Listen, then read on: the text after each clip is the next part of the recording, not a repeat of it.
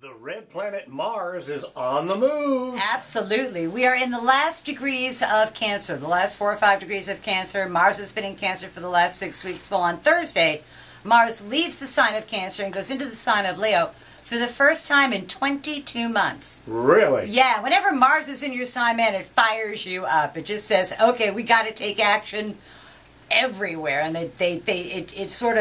it really just lights a fire under you is basically what it does. And you want to make things happen in a variety of areas. And Leos everywhere are just not going to be putting up with any crap from anybody. Woohoo, I'm ready. Not happening. I'm ready. Yeah. For Cancers, it's about spending a boatload of money. Cancers, with Mars in your second house of money, you're spending money on unanticipated events, things that you just had no idea you were going to have to spend money on. And it's $50 here, $100 there, kind of nickels and dimes to death for 6 whole weeks. And so the very best advice to Cancer is fix it right the first time. Don't do any halfway measures, because if you do, it'll end up costing you way more down the road than if you just suck it up and do it right the first time.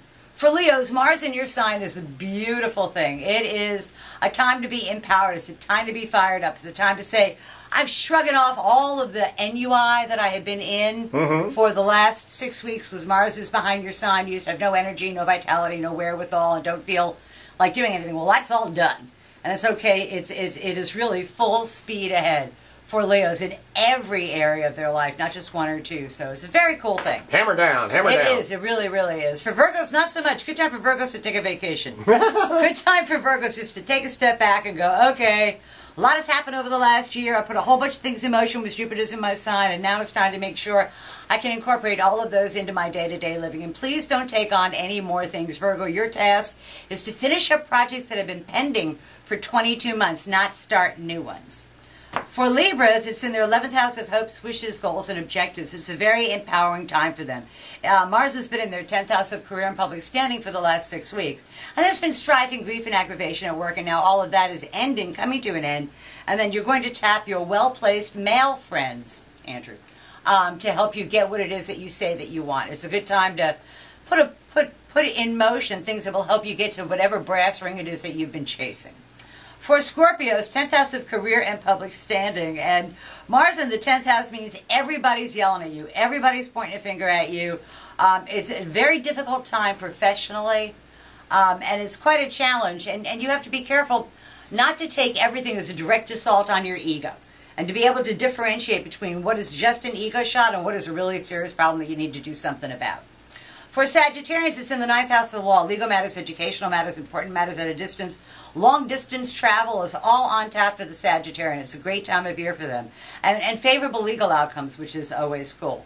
For Capricorns, like Cancers, Mars is in their money house, but it's in the house of other people's resources. And so Capricorns are going to be spending a bunch of money, but I think they're going to be spending other people's money rather than their own, which might not be a bad thing for Capricorns. But it's a good time to do a state of the finance check and make sure that you know what it is that you're spending money on, and make sure, more importantly, that you get whatever you pay for. For Aquarians, it's in the 7th house of partners. Mars opposing your sign means everybody is pointing a finger at you going, you. And it's a very challenging time because you don't tend to get a lot of gratification out of it. You spend a lot of time putting out fires. And the most important thing is to realize that you'll have friends and enemies, and you're not really sure who is who. But at the end of this 6 weeks, you'll know very clearly who is who. For Pisces, it's in their 6th house of work, health, and responsibility. For Pisces, there's a lot of work activity going on now.